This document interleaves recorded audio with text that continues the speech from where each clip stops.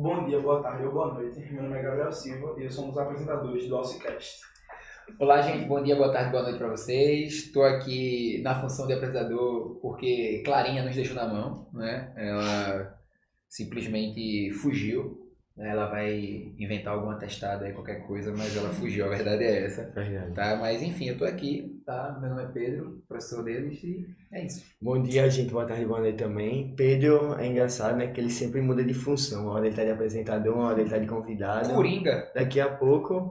só não sou mais Coringa que Yasmin. Verdade. É isso aí, coordenadora de marketing aqui. Hoje nós estamos com duas pessoas incríveis aqui para apresentar o podcast. E aí elas vão se apresentar agora. Eu sou Fernanda, sou professora do AE aqui da instituição, sou intérprete de Libras e aplicadora ABA. Eu sou Túlio Rodrigues, estou como assessor técnico de acessibilidade do cinema da Fundação Joaquim Nabuco, que é um cinema ligado ao Ministério da Educação, e por lá a gente desenvolve um programa de cinema acessível para pessoas com deficiência. Caramba, chega. Vocês perceberam que foi caramba. Eu olhei assim, poxa, vai. Cara. E para poder dizer o tema do AlciCast da gente hoje vai ser sobre acessibilidade.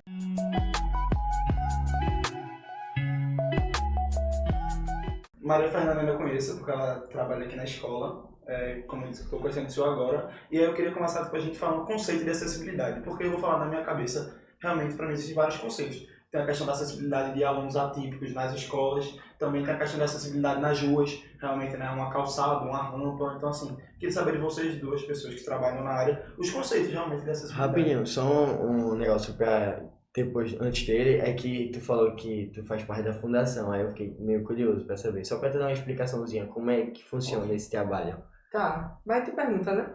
Não, mas pode falar aí logo. É melhor. Pronto, Vocês podem falar tranquilamente. Pode inclusive começar com a resposta dele, né, sobre a acessibilidade e depois porque só porque ele deu essa inicial, só pra porque eu fiquei curioso, só pra galera entender. Pode falar sobre isso. Tá livre. Quando a gente pensa em acessibilidade, o que a gente vê? A gente pensa numa calçada com elevação, a gente pensa em rampas, em uma unidade escolar.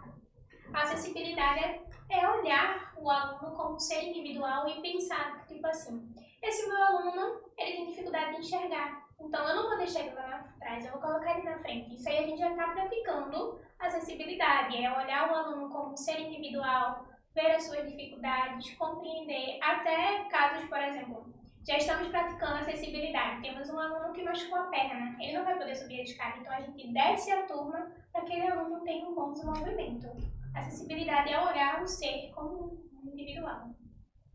Nessa perspectiva, quando a gente trabalha com acessibilidade cultural, a gente pode trabalhar com a mesma lógica, né? Se eu estou no museu fazendo uma exposição, eu posso colocar um quadro, uma pintura mais baixa, porque pode ser que uma pessoa com nanismo queira visitar aquela exposição e não tenha acesso, ou uma pessoa usuária de cadeira de rodas. Então, dentro de qualquer contexto, a gente consegue aplicar a ideia de acessibilidade. No meu caso, que trabalho com cinema, a gente trabalha com acessibilidade comunicacional. A gente tenta diminuir as barreiras para que uma pessoa cega ou uma pessoa surda consiga acessar um filme. A pessoa cega acessa pela audiodescrição, que é uma tradução do campo imagético, né, para o campo sonoro. Então a gente tem a imagem do filme, a gente traduz o que é que está acontecendo ali, o que é que os personagens estão fazendo, aonde eles estão, como eles estão vestidos.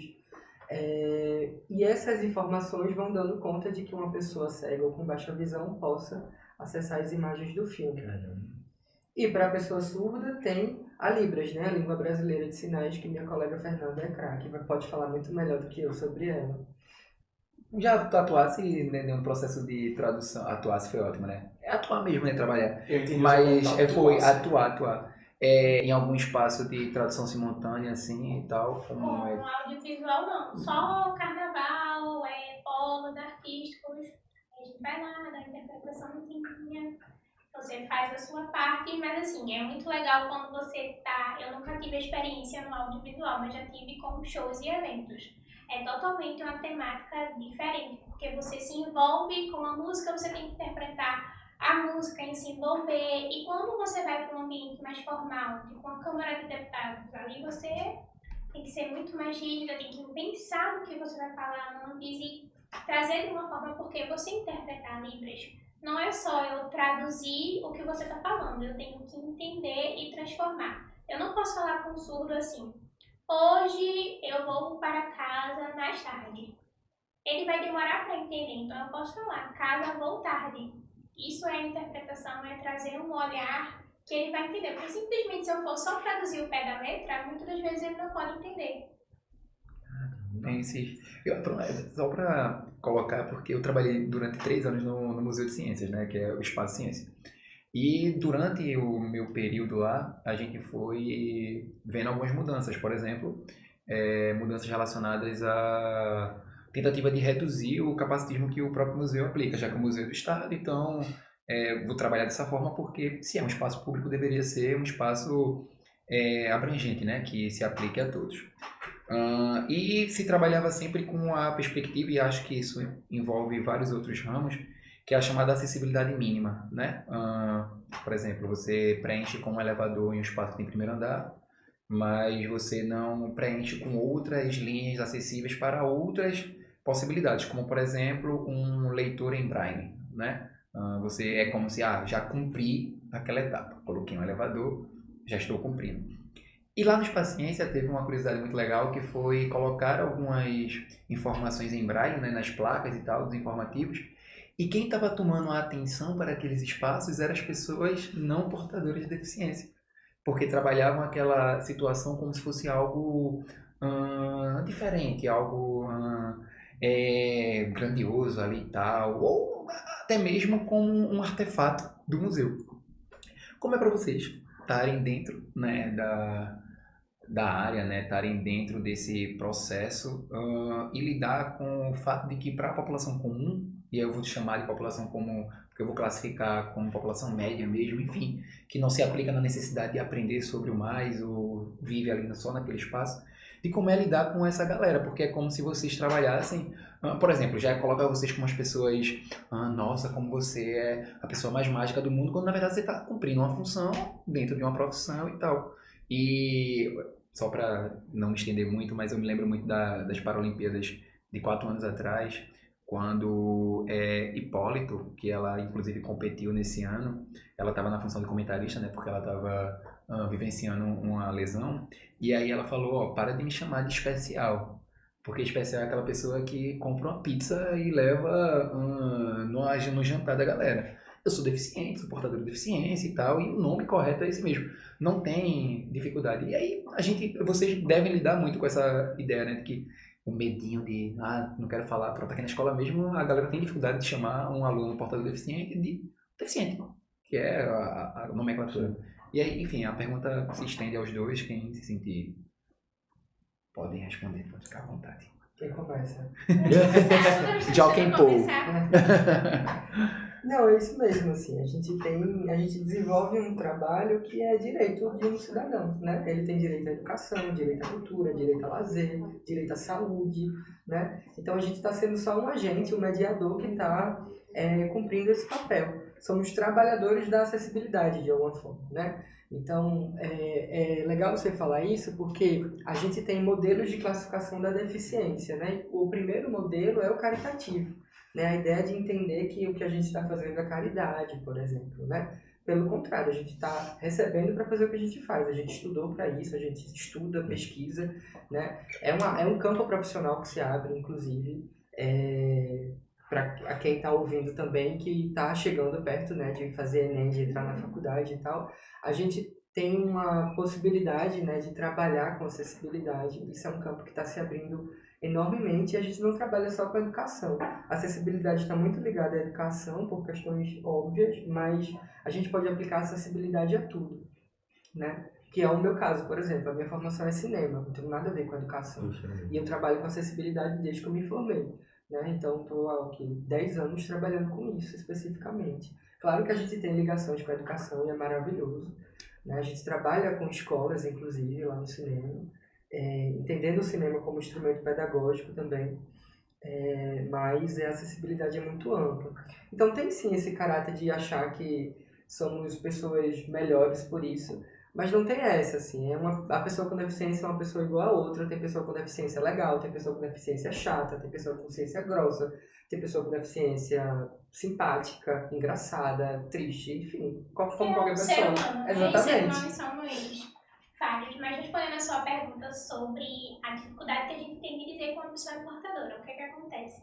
Hoje em dia a gente tem muita informação, mas não tem uma informação precisa e necessária. Ou tudo é militância, ou todo mundo tem medo de ser cancelado porque chamou uma pessoa que tem síndrome de Down de síndrome de Down. E eu trabalho muito na cabeça dos meninos, você tem síndrome de Down. E tá tudo bem, faz parte, é uma característica. Você é diferente de mim, eu sou diferente de você. Então a gente tem dificuldade de chegar em alguém, olha, aquela pessoa ali tem TDAH. Por quê? Porque tem medo de ser cancelado, tem medo de como as pessoas vão interpretar. Até uma colega minha disse assim, como é que eu chamo alguém que tem autismo? De autista. Pelo nome dela. Pelo nome dela, simplesmente. Agora, se houver a necessidade de você explicar que ela teve um comportamento ruim, diferente, ruim à vista da sociedade, você fala, não, é porque ele tem autismo, ele tá tudo bem. Desculpa interromper, mas eu vou trazer muito para a reunião pedagógica, reunião de professores, que você inclusive já teve a honra de participar. É muito louco quando a gente fala sobre isso, porque, por exemplo, como é que eu vou chamar um menino que tem autismo de autista? Você acabou de chamar. É só você falar exatamente dessa forma. A criança autista, tal. E numa forma de se direcionar, e aí a gente pode partir, inclusive, para várias outras demandas da sociedade que entram para essa dificuldade de fala, né? É claro que a gente não pode colocar tudo na mesma paleta, porque também é outro problema, né? A gente, sei lá, vai discutir sobre acessibilidade, aí vai discutir sobre questões raciais, vai discutir sobre questões de gênero e acha que como tudo é associado a minorias, então tem que estar tudo aplicado na mesma paleta, mas não é. Até porque o portador de deficiência, ele vai viver as questões de gênero, ele vai viver as questões raciais. E não é porque ele é portador que vai mudar alguma situação. Mas pega pra mim a perspectiva de, por exemplo, uma pessoa que tem dificuldade de chamar alguém de uma pessoa preta. Pessoa preta? Qual é a cor dela? Preta. Então, preta. Ponto. E aí a gente tem uma dificuldade que a gente tem, só que aí vê que louco. A gente tá falando aqui sobre a dificuldade na área educacional. Certo? E a gente constrói a ideia de que a educação ela é a base para chegar, por exemplo, a gente tá aqui na educação para chegar em tu e transmitir para outros meios educacionais. E aí, como é que a gente alivia essa brecha, assim, essa falha que existe entre essa comunicação inicial e como chega na fase adulta? O que a gente tensiona é entender que a educação e cultura, elas caminham juntas, né? A gente não desassocia isso, né? Não é depois da escola que o aluno vai acessar o cinema brasileiro, por exemplo, né? A gente, inclusive, traz o cinema para a sala de aula, leva os alunos para o cinema, nessa ideia, nessa perspectiva do cinema também ser um texto substituto do livro, do slide, da fala, do seminário, etc. Né? Então a gente tem uma possibilidade enorme disso de trabalhar junto, né? Cultura e educação. E pouca gente faz isso, né? São poucas as possibilidades que a gente tem de fazer isso, ou de pensar em outras estratégias de comunicação, né? A gente está vivenciando um agora, nesse momento. Inclusive, parabéns por isso, que eu tô lembrando dos meus tempos de escola, que eu tentei ter uma rádio na escola e não consegui. Tentei ter um jornal impresso na escola, não consegui. Aí fiz um grupo de teatro, consegui ter durante um ano só. Grupo de teatro é muito Então, bom. parabéns. Parabéns, professor. Porque, assim, é massa, porque a gente tá vivenciando um aparato técnico, uma mídia sonora, né? Como a audiodescrição é, né? E aí, isso reverbera em vocês e quem escuta e quem está fazendo várias possibilidades de criação artística.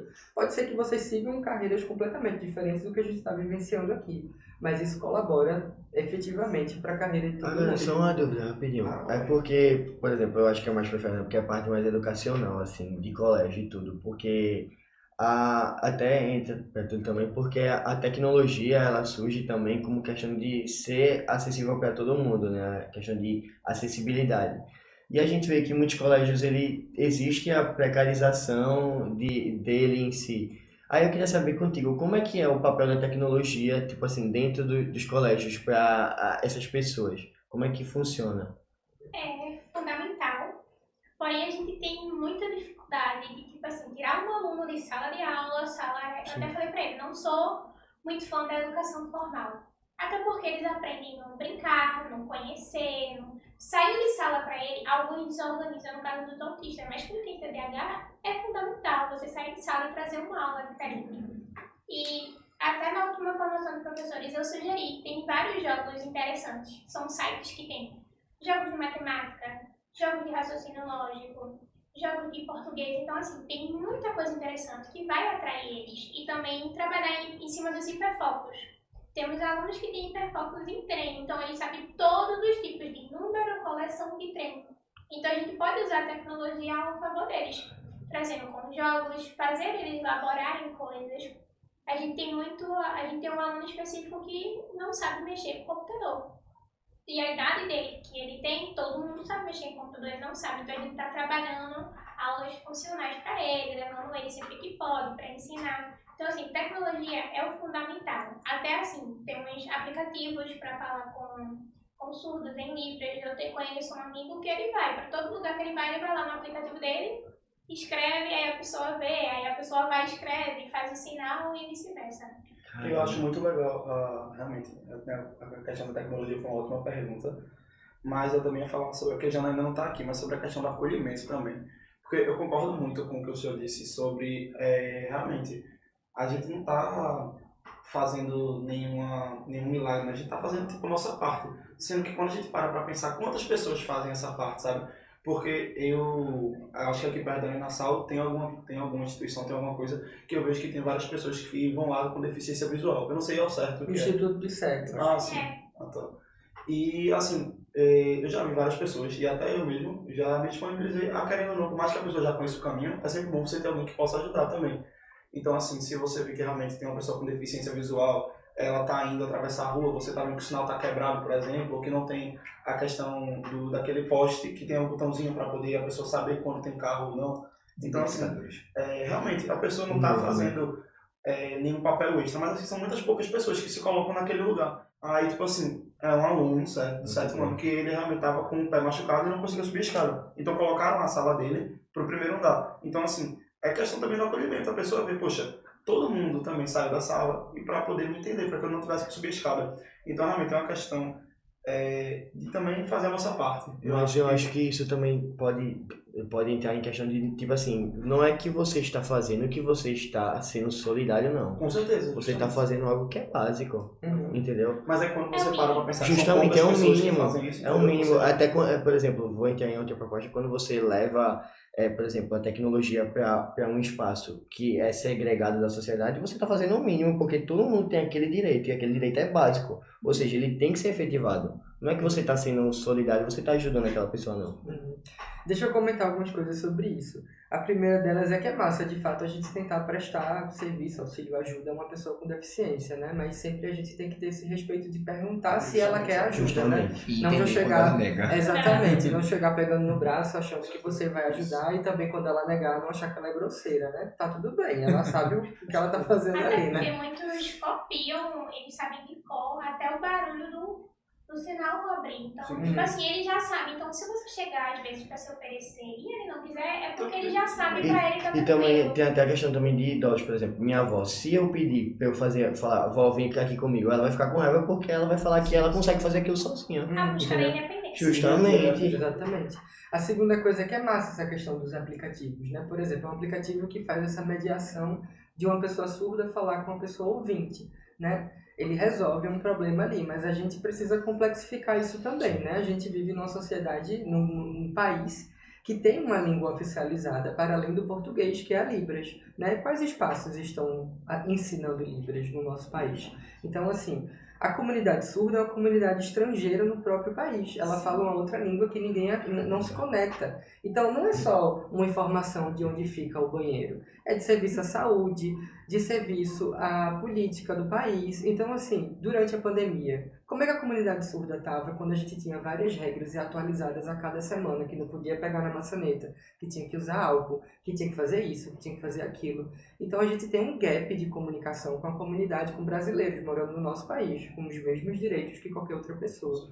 Então, assim, a gente também tem que entender que as coisas, as tecnologias, né, elas são feitas de fato para tentar mediar uma questão, mas a gente também não pode achar que isso está resolvido. Claro. A gente sempre tem que Elas são muito mergulhar mais a segregativas fundo. ainda também.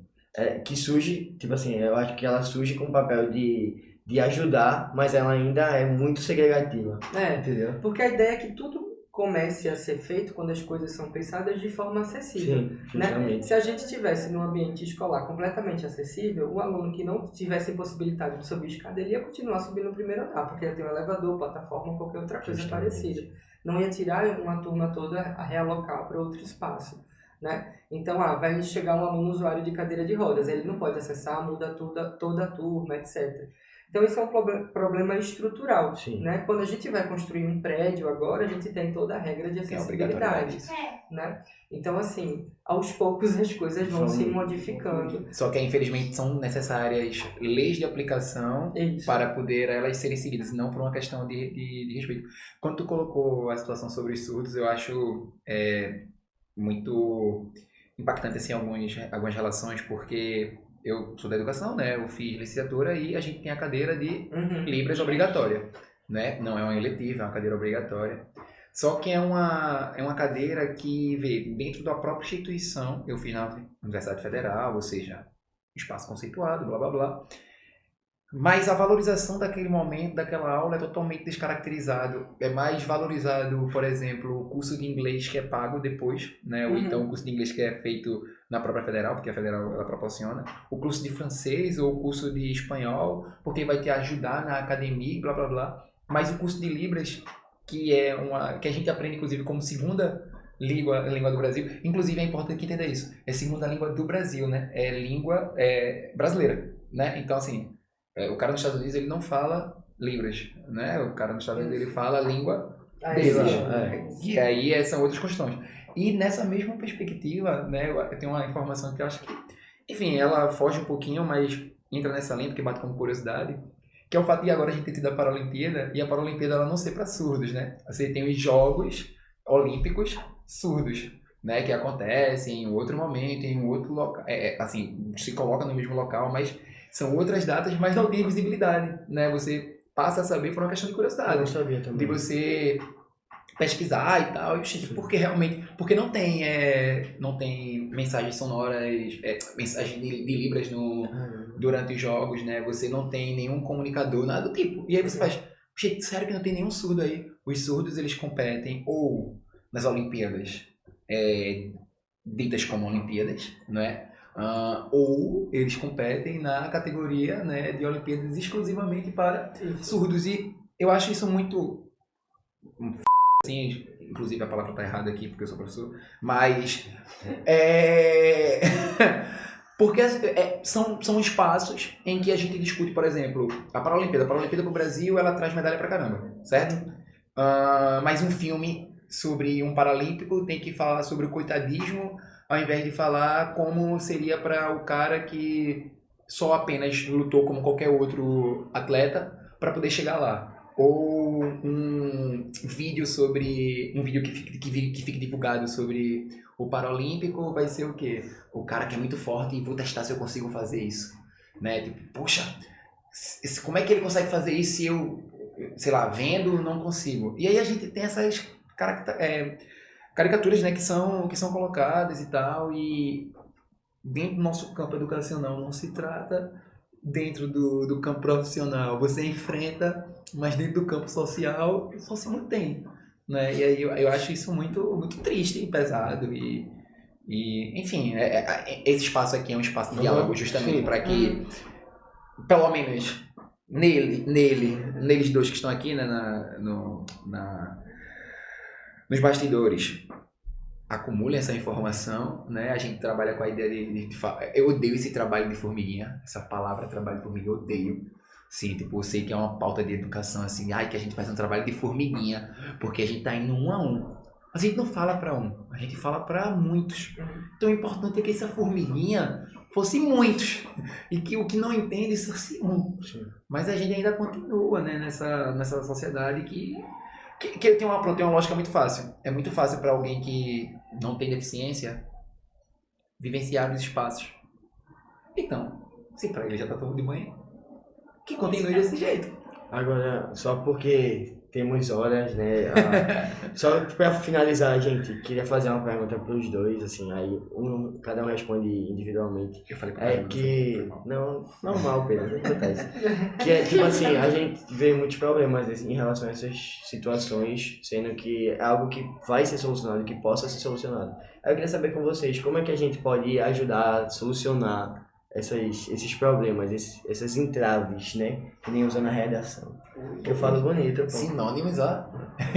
Esse óbice também. Ui. Opa. A gente tem uma dimensão da acessibilidade, né? Como a gente estava falando lá no início, de entender a acessibilidade de vários jeitos, Sim. que é a atitudinal, né? A gente tem a acessibilidade comunicacional, arquitetônica ou física, né? Que cuida dos espaços físicos.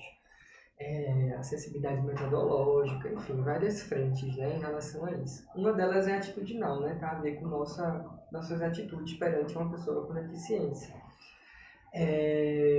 E que hoje em dia a gente está numa pauta enorme de capacitismo, né? Nunca se falou tanto de capacitismo, que bom que estamos falando sobre capacitismo, né? Que é de fato um nome que tem que ser dado e tem que ser cobrado em todos os espaços. Então a gente tem primeiro, né, essa possibilidade de entender que corpo é esse com deficiência, né? Entender que uma pessoa cega é diferente de outra pessoa cega, que uma pessoa usuária de cadeira de rodas é diferente de outra. Então, cada deficiência tem sua especificidade, sim, mas nem toda pessoa que tem a mesma deficiência é igual, né? É completamente diferente. E é uma característica, né? Não é só aquilo, né? Então, quando a gente entende isso, entende como essa relação, acho que é o primeiro passo para que a gente possa, de fato, lidar com essas pessoas, incluir, né? De fato, acolher. E aí é que a gente precisa também entender que a gente tem que se movimentar, né? A gente é cidadão, a gente vota, inclusive domingo passado teve eleição, né? E quais são os vereadores que pautam questões relacionadas a pessoas com deficiência, outras minorias, outras causas, né? Então, assim, a gente de fato tem que entender que a gente vive numa sociedade, num contexto que não é só eu aqui, né? Então, tem várias outras pessoas que precisam usar a acessibilidade. E a acessibilidade não é só para pessoa com deficiência. Se eu estou empurrando um carrinho de bebê numa calçada esburacada, eu vou sofrer. Se eu estou andando, eu vou sofrer também, que eu posso torcer meu pé, né? O botão que eu aperto lá, o ônibus, se eu não consigo, estou de braço quebrado, não consigo puxar a cordinha, eu aperto o botão, porque ele vai funcionar para mim também. O elevador, quando eu estou indo com as minhas compras para subir em casa, porque eu moro no 16º andar, é um instrumento de acessibilidade também. Então, a acessibilidade é para todo mundo, não é só para a pessoa com deficiência. Então, a gente usa a acessibilidade o tempo todo, usa a tecnologia o tempo todo. Então, quando a gente entende isso, a gente cobra isso, pode ser um caminho aí pra gente revolucionar o rolê. Caramba, ele falou tão bonito que eu achei que eu tô mal agora, cara. Tá mal, você chega bem, velho. Você tá mal porque você tá pensando assim, por quais palavras eu posso usar, né? Eu percebi que o diálogo aqui é meio diferente, velho. Coloca a tua contribuição. Quando a gente fala de acessibilidade, o que vem na minha cabeça é o seguinte, eu já tenho a consciência que no transporte público eu não vou sentar num lugar que não me pertence. Que a galera senta, a galera fecha o olho, finge que tá dormindo, fica Universitário. Uma questão que eu venho vendo também os cordões de identificação. A galera tá usando na maior, assim, todo mundo com autismo, aí eu tenho pergunta. Aí o girassol, você não é de Carlinhos Maia, gente. O girassol não é de Carlinhos Maia. O girassol são ocultas, né? São deficiências ocultas. Então, assim, acessibilidade o que eu falo para os professores. Não é só você fazer uma atividade, uma prova adaptada mais bonita. É você sentar e olhar o seu aluno, não só aquele que tem deficiência, mas o outro também que está ali, ó, que é mais disperso, que prefere brincar, que prefere conversar. É você sentar e olhar no olho. Vamos lá, cara, você consegue. Às vezes a dificuldade é maior do que a gente. Então, a sensibilidade começa por nós. É como a gente vai olhar pra alguém só porque aquela pessoa tem um jeito diferente de mim, a gente já casou, a gente já ri, fulaninho faz assim, assim, assim, fulaninho tem uns tiques diferentes. Então, assim, é uma sociedade, a gente vive numa sociedade que tá todo mundo de olho só no celular, só vivendo suas vidinhas e esquecendo que a comunicação é importante. Olhar pro outro com empatia é importante. É você ver e perceber que, tipo assim, cara, se fosse eu ali no lugar dele, e futuramente vocês terão filhos, então assim, como vai ser o meu filho num ambiente que eu não vou estar para defendê-lo? Então, sempre que você olhar para alguém, você olhar, tipo, podia ser eu, podia ser meu filho, podia ser minha mãe, meu pai. é o olhar de empatia. A sensibilidade começa na empatia, onde a dor do outro não só vai interferir em mim, mas onde é que a dor do outro tá para eu poder ajudar? É o amor ao próximo, né? Que é o básico, né? Ei, O básico. Meu irmão. Caramba! Não, velho. Gente, Os ó, caras é um meme ambulante, né? gente, primeiramente eu agradeço a contribuição de vocês, Túlio, muito obrigado por estar aqui. Aí a gente fez a lembrancinha. E Fernanda também, muito obrigado por estar aqui.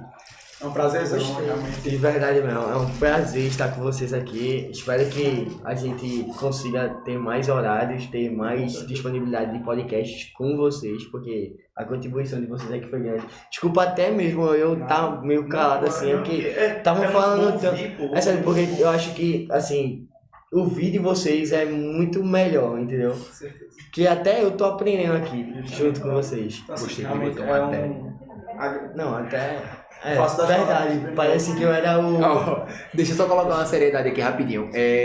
A gente tá entrando para o fim do programa e esse é um programa que ele requer tanto uma audiência interna como externa, mas eu espero que seja um programa de audiência interna.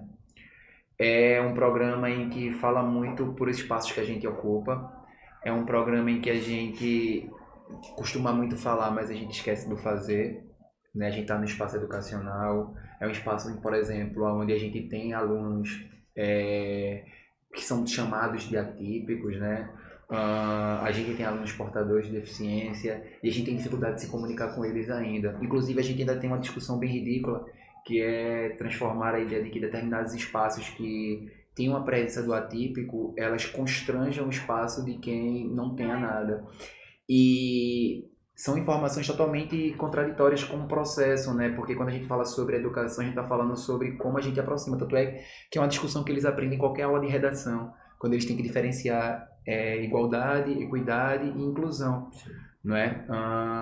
E aí são essas relações que a gente precisa colocar. E a participação de vocês aqui é extremamente importante, inclusive para entender que, a gente não está aqui conversando com pessoas portadoras de deficiência. Sim. A gente está conversando com pessoas não portadoras de deficiências que têm pauta de fala sobre, mas entenda, conversar com alguém que porte, isso ainda seria uma outra lógica, uma outra linha de fala, porque cada um pensa de uma forma e a gente está aqui para isso, para construir esses espaços.